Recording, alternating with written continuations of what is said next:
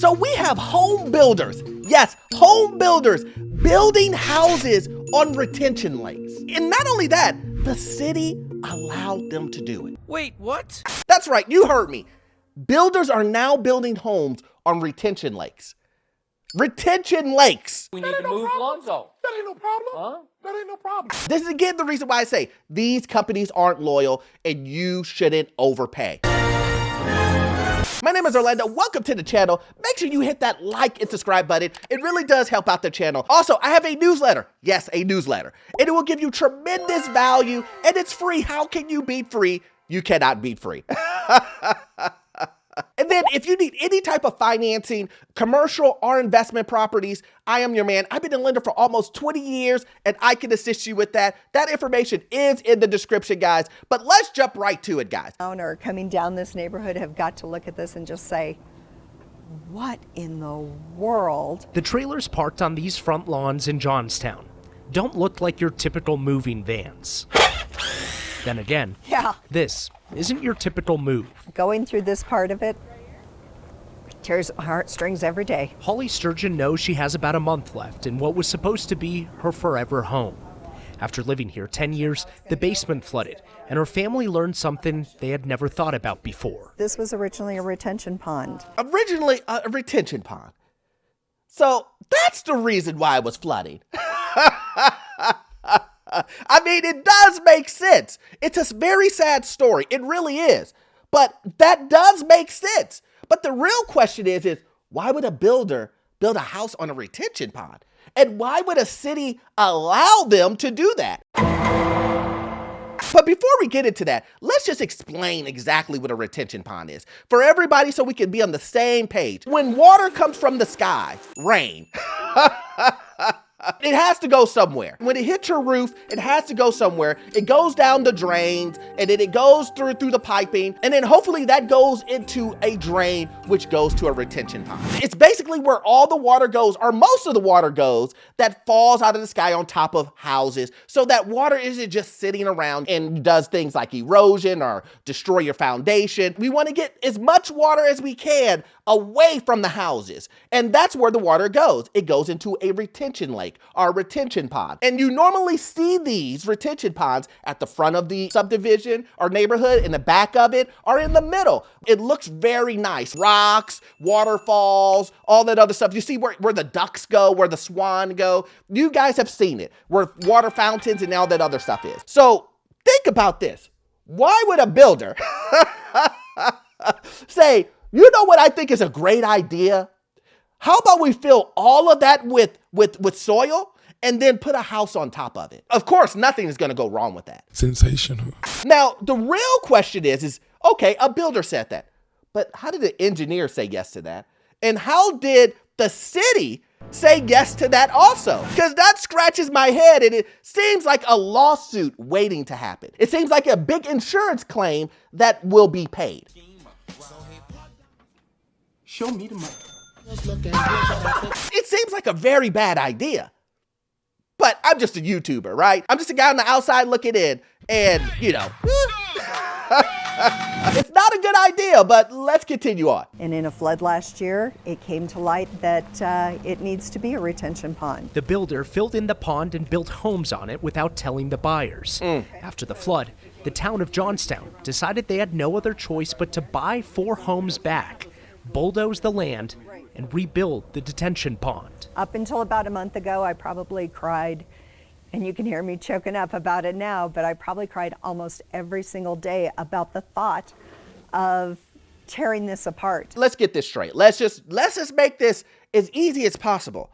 So they end up having floods and they realize that the biggest problem, an engineer goes in and he says, you know what the problem is? The problem is the retention ponds that these houses were built on, the actual neighborhood needs them. Can't wait. Yes, the actual neighborhood actually needs these retention ponds. Come on, who would have guessed that? He said, we see what the issue is. Virgil got the paddock on my wrist, doing front flips, giving you my number, but don't hit me on no. Now, make it make sense. How, like, that seems like anybody would say that. I'm Captain Obvious. I don't even need an engineer. You take out a retention pond, a thing to protect the neighborhood from all things water or most things water, and you take that out.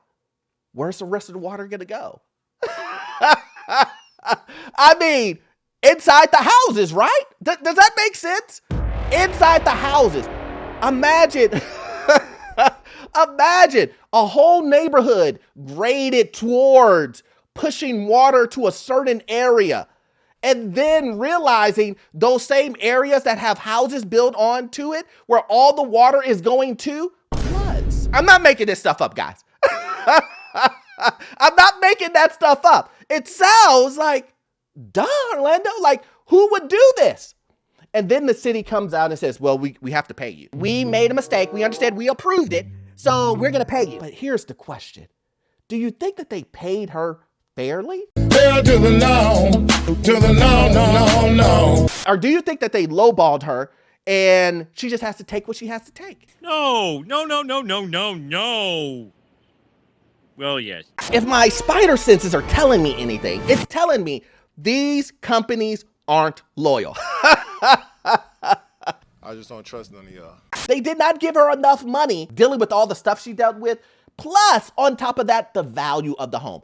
I doubt that they gave her that. Holly has come to terms with the reality now, so she's parting way with everything before the Dozers move in. All the lighting fixtures had pendant lighting here. I've sold toilets. I have sold garage doors. Literally everything. Siding, gutters, everything's for sale. The living room furniture already sold, so the patio chairs moved inside. Today, they're tearing down the deck. Make me a moderately small, reasonable offer, and it is absolutely yours to take and go home with. If a person has to sell the screws, the wood, the siding, the doors, the trim, the roof, if they have to sell all of these things, the chances that you paid them enough money for the home is probably slim. That's just my guess. From what she's doing, she probably did not get all of the money that she needed. Who does that?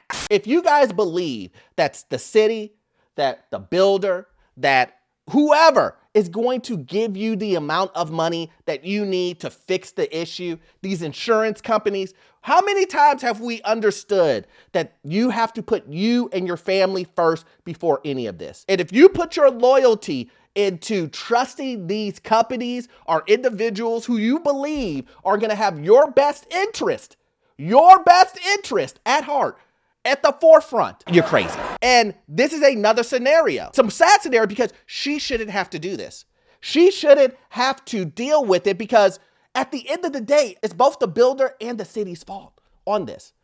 It really is. You can go the city's fault at the end of the day because they approved everything, or you can go the builder's fault for even thinking of a ridiculous move like this at the risk of everybody else. We're not talking about you changing up an entire area and then saying, you know what, I don't want the retention pond at the front, I want it in the middle.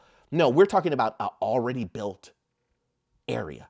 An already built area that has already been graded to push all the water to a certain area, and then you build on top of a retention pond. All right. Everything must go, but it's hard to part with all the memories here. I'm going to miss it. I mean, I look out here, I look at our neighbors. That's the hard part. Moving is never easy. It's even harder when there was no choice. When you sell a house, you clean it really good for the next person. And I'm purposefully destroying the house. It really is a sad story that she has to leave and move all of her stuff out. She's probably been there for a long period of time, has a lot of history in that place, and you have to get rid of it because of a builder and the city made a dumb move. We have been hoodwinked, bamboozled, led astray, run amok. Not only did they make a dumb move, but you're forced to basically garage sell your entire home to make ends meet. Because of a dumb mistake that a builder and the city made, that is causing you trouble, that is unfixable, that if you continue to live there, water will continue to leak in your basement, destroy the foundation. It's no longer safe to live there because all the water that's coming into your home, Let it be regular storms or flooding storms. It doesn't matter. You're not protected. You have to move your home. But yet they give you pennies on the dollar for that. I used to look up to you, man. How could you do this? This is what I hear from individuals who send me email DMs or do consultations with me. And I express to them, why would you, on the biggest purchase of your life, skimp out on inspections and looking at exactly what you're buying? Stop it. Get some help. Because even in a scenario like this, where this lady probably did do the inspections, I could almost promise you this, that even though she was in this scenario, they probably asked her, did you get an inspection? Did you do anything? Did you have anybody check up on it? and her saying yes or no to that determined how far she was going to go, if she was going to get money or not. Because she could show pictures of her not doing anything or it being an issue previously, that everything was fine up until this. Imagine if you didn't look at anything. And I know what you're saying. It's still their fault. I understand that. But how are you going to prove it? How are you going to prove it? That's my point. Because you know they're going to ask you. How did it look previously? How did it look when you moved in there? This is the reason why inspections are so important. You need documentation from a professional to show you these type of things. Listen, I could go on it all day long. I don't want to rant. Let's continue on. Let's finish it off. And that's pretty different. I hope nobody ever goes through this because it's not a comfortable feeling at all. It is very different. Holly says the town of Johnstown paid a pretty fair price for the house, but it still wasn't enough to keep them in Colorado. Rebuying the exact same house somewhere else in Johnstown now costs way too much money. They've decided to move to Georgia to be closer to family, Kyle. So now it really comes out. They paid a pretty fair value, market value for the home, but not enough for her to live in the city that they're paying the house off of. So what does that mean? They didn't give her enough money, guys. This is not funny. She's being nice.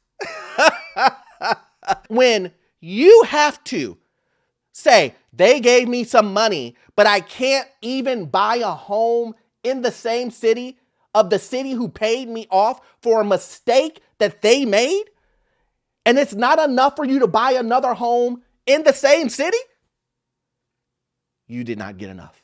Awkward. So awkward. I mean, the math ain't mathing. Again, let's say this again together. If the city did not give her enough money to buy another home in the same city, that's not fair market value. I mean, make it make sense to me. Put in the comment section, guys. If you think that's fair market value. If the city makes a mistake in a home that they're going to give you money for, but they haven't given you enough money to buy a home in the same city, same area. Is that fair market value for that home? Not in my opinion. Even still, at the end of the day, again, this is the reason why you have to take care of you and your family first. At the end of the day, she still did not get what she was owed. And I say this in my videos over and over and over. Don't overpay. Take care of you and your family first. I always say this. And in this scenario, again, it proves that you always have to look out for you and yourself. Do not trust in the home buying process. Make sure you protect your behind every inch of the way. Because at the end of the day, who's the one who's going to have to call the insurance company? Who's the one who's going to have to call and say, this is wrong, this is what happened? You, the owner. Oh, that is deeply sad. I mean, did they have any recourse, any way to try and fight back on this? Yeah, their initial reaction was, let's try and fight back. Let's get a lawyer. Let's try and fight to try and keep our home. They talked to a bunch of different attorneys who all told them it was a losing battle. They wouldn't be able to do this. This retention pond needs to be there for the rest of the neighborhood. So they came to terms with that and said, okay, well, let's just try and sell everything and try and make this move a little bit easier. Wow. That is crazy. Wow. So they did go to a lawyer's, and the lawyer said, listen, there's nothing we could do. Look, the city agreed that this was the right thing to do, and they allowed the builder, so we can't sue the builder. But then if you sue the city, they got a lot of money, and And who knows how long it will be. Maybe it'll be a 5-year, 6-year, 8-year battle. We're spending $300,000 to $400,000 on this case. And if you lose everything. You'll go bankrupt. Is that really what you want to do? Do you want to put yourself at risk? Or you can take this lowball offer and then sell everything like a garage sale at your home. Everything from the screws to the siding to the roof shingles. You can sell all of that and it's all yours. If whatever you can get from it is yours. I beg your pardon? Does that sound like a good deal to you? It sounds like a bad deal to me. But I understand the position that she's in. She just wants, I want to wipe my hands clean of this and move on. And she's going to move down to Georgia with family and wash her hands of this because she doesn't want to deal with it anymore. And I understand that point. I really do. But man, just something in me says that she would have really gotten a huge payout. A huge payout, a market value payout, plus all the trouble that she had to go through in dealing with this. I think she would have got a really good payout. But I'm not a lawyer, guys. If you're a lawyer, what are the chances that you think she would, or if you're not a lawyer, what do you guys think are the chances that she would have won that case? But for whatever reason, the lawyers that she went to, which lawyers are lawyers, and normally, lawyers really don't want to turn down money. Big bank, small bank, I like to make money. Which in this case, I guess that's what everybody saw. They saw that they were going to lose. They didn't want to go against the city. And it's just a bad scenario. Again, this is the reason why I say make sure that you do all of your due diligence when you're looking at a home. Try to figure out everything you can about the house. This is a trick that I know some of you guys don't know. If I were you, I would call the city and I would ask the city, can I get a list of all the permits and stuff that were done on this home? And they will give it to you and let you know exactly all of the permits that were done on your home so that you can see if there was fire damage, electrical, plumbing, whatever it is, whatever the permits are, I would love to see those before I purchase a home. Now, that's just a little tip I would do. I would ask for all of that stuff because a lot of times your real estate agent won't ask for it. A lot of times the buyer doesn't even know to ask for it. And why would an inspector put that in their report? They normally don't. They're just going to look at what's there. They don't care about the past. They just look at exactly what's there. That's what I would do, guys. I hope you got value out of this content because, as always, you won't get all of your information from this one video. I need you to watch this video right here. Yes, this one right here. It will give you information on the housing market, financial news, get you in your first rental property. Guess what? The information that I'm giving you, it will be gold. See you in the next one. Thanks.